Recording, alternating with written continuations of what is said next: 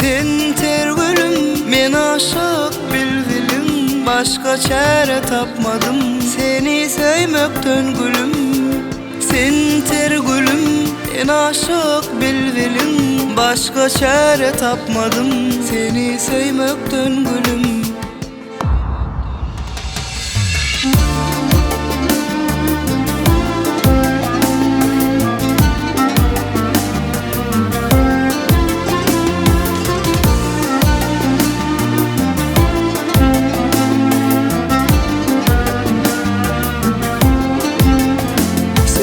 Sözlerim aydayın sana, razı bolayın aşık olana.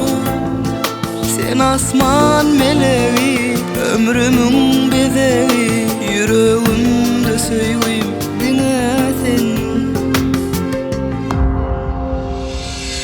Sen tergülüm, men aşık bildilim. Başka çare tapmadım seni sevmekten gülüm. Men aşık bildilim. Başka çare tapmadım seni sevmekten gülüm. Sen tergülüm, men aşık bildilim. Başka çare tapmadım seni sevmekten gülüm. Sen tergülüm, men aşık bildilim. Başka çare tapmadım seni sevmekten gülüm.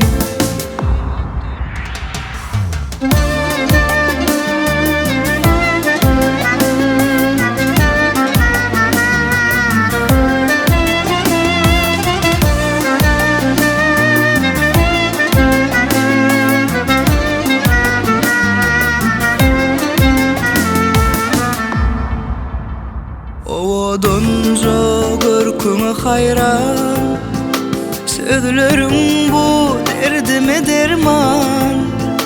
Bolmasın söyleyimiz arman, yüreğimde söyleyeyim dine sen. Sen tergülüm, men aşık bildilim. Başka çare tapmadım seni sevmekten gülüm. Men aşık bildilim. Başka çare tapmadım seni sevmekten gülüm. Sen tergülüm, men aşık bildilim. Başka çare tapmadım seni sevmekten gülüm.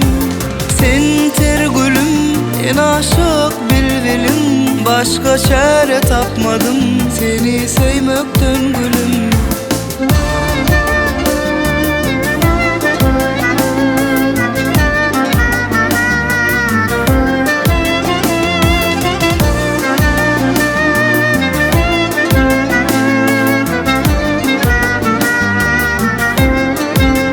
Bidawarma.com